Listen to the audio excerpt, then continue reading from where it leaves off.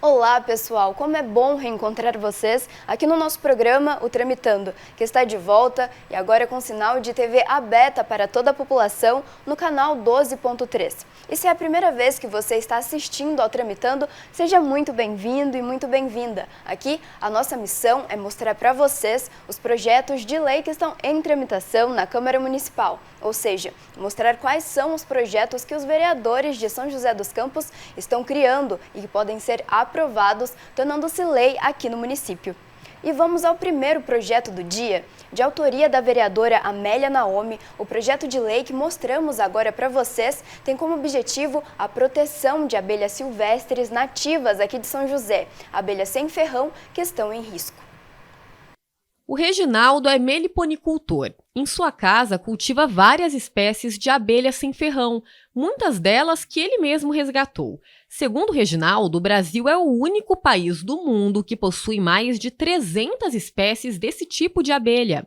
A importância dessas abelhas para a natureza é a questão da polinização, né? A gente veio agora aí essa semana que a gente teve o Dia Mundial da Alimentação, né? E isso interfere indiretamente ou até diretamente, em muitos casos, na nossa alimentação. Porque a abelha é responsável por 75% de tudo que a gente come, né? De tudo que a gente consome ali, através do trabalho de polinização. Então a gente precisa preservar a abelha por conta do trabalho de polinização. Tá? Essa que é a maior importância para a natureza da abelha, é o trabalho de polinização. A preservação delas, portanto, é imprescindível. Um projeto em tramitação na Câmara, de autoria da vereadora Amélia Naomi, tem como objetivo proteger as abelhas nativas silvestres sem ferrão.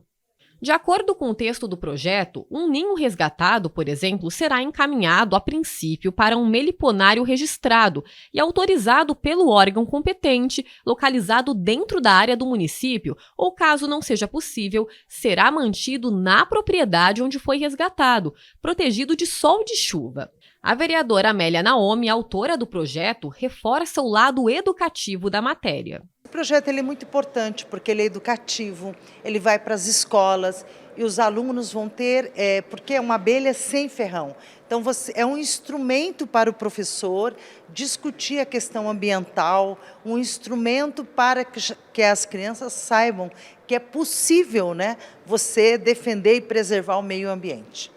E explica como vai funcionar. Primeiro, cada escola vai ter uma equipe multidisciplinar, que nós já temos na educação, vai colocar na pauta este projeto, que é um projeto de abelha sem ferrão, que já tem, inclusive, várias cidades que implementam isso. A Embrapa, né, que é um instituto nacional, né, que fornece todos os subsídios para os professores e a equipe multidisciplinar. Para este educador socioambiental, de uma forma mais didática, se o projeto for aprovado, haverá maior atenção voltada à causa e, consequentemente, estudos sobre o tema. A importância dele ela é fundamental para que o município tem esse trabalho feito de uma maneira mais concreta, através de uma lei, e através da qual, né, se poderá estabelecer e realizar trabalhos mais aprofundados com relação à importância das abelhas. Existem organizações que dão apoio nesse sentido de disseminar a criação, né, ou o devido cuidado para com esses animais. Ricardo também defende que o cultivo das abelhas passa por todo um trabalho de educação, que, segundo ele, precisa ser executado desde a base. A escola ela tem esse papel fundamental, que é desde pequeno, com a criança lá da pré-escola, né, a criança ela já vai ter essa vivência, esse contato com a natureza, conhecendo as abelhas, os seres que existem na natureza, e conhecendo, sabendo a importância, né, o risco, se caso existe algum risco, porque existem abelhas com ferrão e abelhas sem ferrão. Então os riscos que existem e ela aprender a conviver, né, de forma equilibrada, né, com esses seres, né, e ela e ao mesmo tempo ela vai passar isso para sua família. Por fim, a vereadora Amélia Naomi destaca que a Câmara fará valer seu papel fiscalizador. A Câmara Municipal, através aqui, né, que nosso papel é fiscalizar, também através dos ambientalistas que fizeram a proposta, e junto com o Coman, que é um conselho municipal, nós também, em cada escola, nós temos conselhos, né, escolares, que podem estar discutindo a implementação deste projeto. Como todos nós sabemos, as abelhas possuem um papel fundamental na polinização da flora e de cultivos agrícolas, preservando o meio ambiente e contribuindo para a restauração de áreas verdes. Então continue acompanhando a TV Câmara para saber novidades desse projeto e também quando ele será votado, para que você fique por dentro de tudo isso. E no próximo bloco nós vamos falar sobre um projeto de lei que prevê atendimento preferencial a pessoas com fibromialgia. Quer saber mais? Então fica por aí que a gente volta daqui a pouco.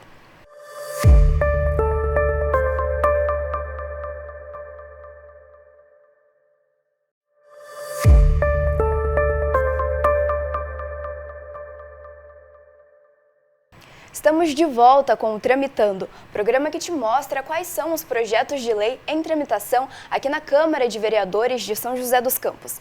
E você conhece alguém que tenha fibromialgia? Essa doença crônica pode ser uma grande dificuldade na vida de pessoas que sofrem com ela, já que o simples ato de ficar em pé, esperando numa fila, pode ser a causa de muitas dores. No projeto de lei em tramitação que iremos conhecer agora, de autoria dos vereadores Dulce Rita e também Júnior da Farmácia, a ideia é que uma carteirinha de identificação seja criada para que pessoas com fibromialgia no município tenham atendimento preferencial. Foram anos em busca de médicos e exames, até que em 2019, Viviane descobriu que tinha fibromialgia, uma doença reumatológica crônica que provoca fortes dores, principalmente nos tendões e articulações. Esse processo da fibromialgia é um processo assim, bem delicado para você bater o diagnóstico, né? Os médicos fazem uma análise, porque infelizmente não é uma patologia que se descobre através do exame de sangue ou uns outros exames.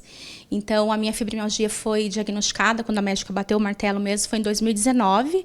Então, até ela conseguir esclarecer que eu realmente tinha fibromialgia, foi um processo bem longo, idas e vindas minha ao pronto-socorro, porque eu ia com dor, muita dor, e chegava lá, eles achavam que era alguma coisa relacionada, por exemplo, que eu passei muitas vezes, que eu chegava lá e eles falavam assim, é uma virose. Infelizmente, as causas da fibromialgia são desconhecidas e em 90% dos casos afeta mulheres entre 35 e 50 anos. Bom, a fibromialgia é uma condição crônica na qual a pessoa desenvolve dor generalizada de maneira crônica, ou seja, que dura por mais de 3 meses. Para diagnosticar essa fibromialgia, tem que ter pelo menos 3 meses de dor generalizada. Então não é na articulação, é aquela dor de sensibilidade mais na carne, mais ao toque no corpo. As dores causadas pela fibromialgia podem ser intensas e persistentes, dificultando tarefas do dia a dia e mesmo o simples ato de sentar ou levantar, o que limita e muito a vida de uma pessoa que sofre com a doença. Por não ser fisicamente aparente, essa condição acaba sendo também negligenciada e, por este motivo, um projeto de lei em tramitação na Câmara de São José dos Campos, de autoria da vereadora Dulce Rita, em parceria com o vereador Júnior da Farmácia, tem como objetivo criar uma carteira de identificação para conceder atendimento preferencial a pessoas com fibromialgia no município.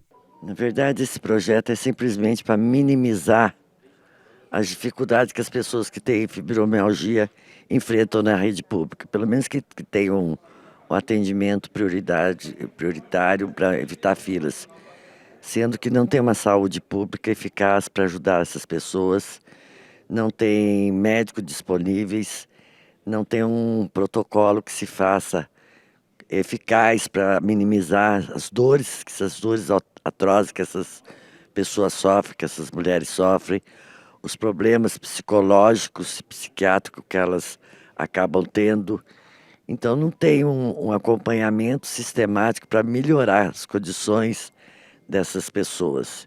O O que para muitos pode ser entediante, como ficar numa fila de espera, por exemplo, para Viviane pode ser uma tortura.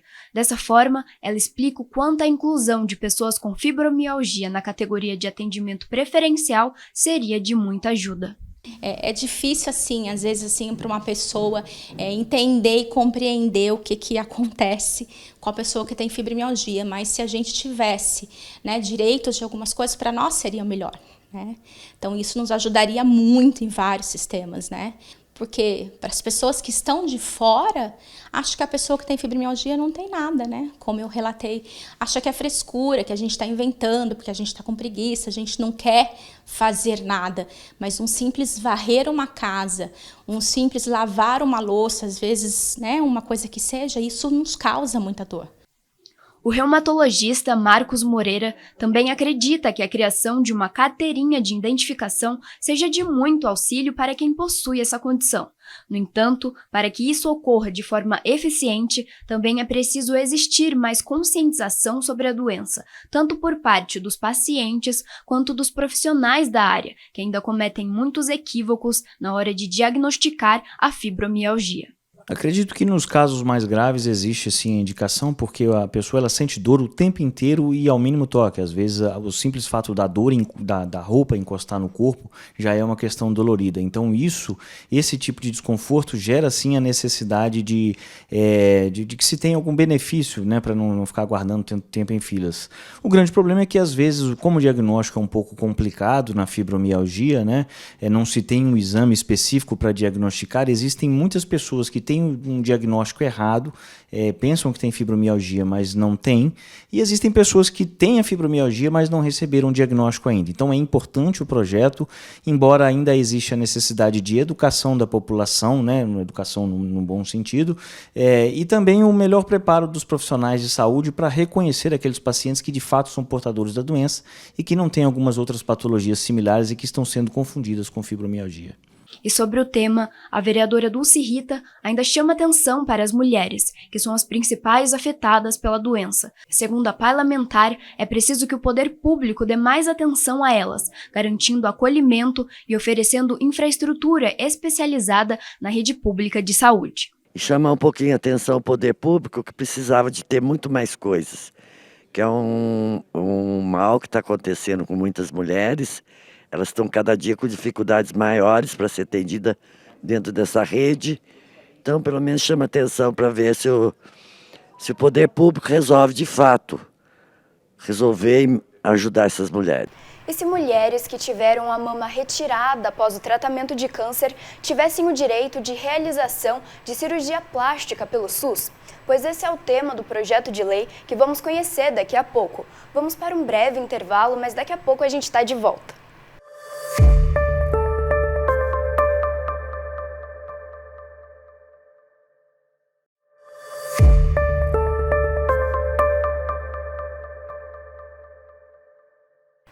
Olá pessoal, estamos de volta com o Tramitando e agora vamos conhecer o projeto de lei de autoria da vereadora Juliana Fraga, que caso aprovado, dará o direito de realização de cirurgia plástica pelo SUS para mulheres que sofreram mutilação após o tratamento do câncer de mama. Vamos conferir mais informações na reportagem. A Marjorie tem 38 anos e há 5 recebeu uma notícia que ninguém espera: o diagnóstico de câncer de mama.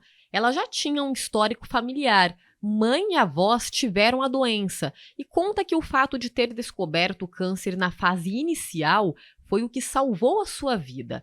Marjorie também passou por um processo de reconstrução mamária. Então, eu estou aqui hoje, depois de 5 anos, para contar essa história de sucesso, né, em remissão e num tratamento muito bem sucedido. Então, por isso que eu falo muito do tratamento precoce, porque, com certeza, eu ter tido um diagnóstico muito rápido também fez com que, mesmo sendo a mulher da família mais jovem e com o tumor mais agressivo, eu tive o melhor prognóstico da família. Então, hoje eu sou a única sobrevivente da família que está aqui para contar essa história. Justamente, eu brinco que eu sou a filha do diagnóstico precoce. O projeto de lei da vereadora Juliana Fraga, que está em tramitação na Câmara, autoriza a Prefeitura de São José dos Campos a custear cirurgia plástica para a reconstrução de mama às mulheres que tiveram de retirá-la por conta do câncer. O serviço é oferecido de forma gratuita pelo SUS, mas muitas vezes as mulheres têm de recorrer até mesmo à justiça para terem o direito ao benefício. A proposta é reforçar uma lei federal e que aqui em São José dos Campos essa lei seja cumprida de fato. Nós sabemos, agora nós estamos no mês de outubro, a gente faz todo um trabalho de divulgação em relação ao câncer de mama. O que a gente quer é que essa reconstrução, assim que se a mulher quiser a reconstrução, ela seja de fato atendida e com agilidade, entendeu? Então, esse projeto é para que a gente cobre a prefeitura a fazer a parte dela, que é a agilidade na reconstrução da mama. A justificativa do texto reforça que é necessária urgência aos procedimentos desta linha para dar dignidade às vítimas que sofrem com a doença, já que é uma questão que afeta diretamente a feminilidade da mulher. Até mesmo para propor esse projeto, eu conversei com algumas mulheres que estão nessa situação. E é a questão da feminilidade, dela se sentir mulher, dela é uma parte do corpo dela importante que foi tirado por causa de uma doença. Então, elas sentem sim que é extremamente importante essa reconstrução acontecer e essa reconstrução acontecer com agilidade. E não demorar anos numa fila e para uma lei federal ser cumprida e às vezes até com uma ação judicial. A gente tem que lembrar que é retirado um órgão da paciente. Então, a gente precisa da mulher, né? Não só da paciente, mas da mulher. Então, isso retorna a dignidade, retorna a feminilidade. Então, a gente precisa pensar que isso é um direito da mulher, retornar à sua vida, né, funcional, à sua saúde. Então, hoje, isso é uma garantia de que a gente volte à nossa saúde normal. Né, que a gente tenha esse direito de nos sentirmos mulher novamente. Posição defendida por esta médica oncologista, que frisa que a maior parte das mulheres que precisam fazer a retirada parcial ou total da mama já procuram saber se será possível a reconstrução. A maioria das mulheres que vão para a cirurgia, né, já sabendo que vai ser necessária a retirada da mama toda, principalmente, elas já perguntam se vai ser possível a reconstrução, porque realmente a retirada da mama é um procedimento que deixa a mulher muito preocupada, né, e às vezes até triste com a mudança da imagem feminina, que o seio tem muita relação com isso, a feminilidade. E lembra da Marjorie? Ela deixa um recado para que todas nós nos conheçamos e prestemos atenção aos mínimos sinais do nosso corpo. Eu gostaria de deixar esse recado para as mulheres, para as famílias todas, para os homens, para todo mundo, que a gente comece a se observar mais. A nossa saúde é o ano todo, então que a gente possa acolher mais o nosso corpo, que a gente possa se olhar mais e que a gente possa identificar as diferenças do nosso corpo. Porque se conhecendo, a gente vai poder entender melhor quando algo de errado está acontecendo e procurar ajuda. Se você tem 35 anos ou mais, não deixe de agendar a sua mamografia, ok? Pessoal, o Tramitando fica por aqui e se você quiser rever este programa, saiba que além de reprises durante a programação, aqui no nosso canal aberto 12.3, todos os nossos programas também vão para o YouTube. Então acesse youtube.com/câmera SJC. Nos vemos na próxima semana. Até mais!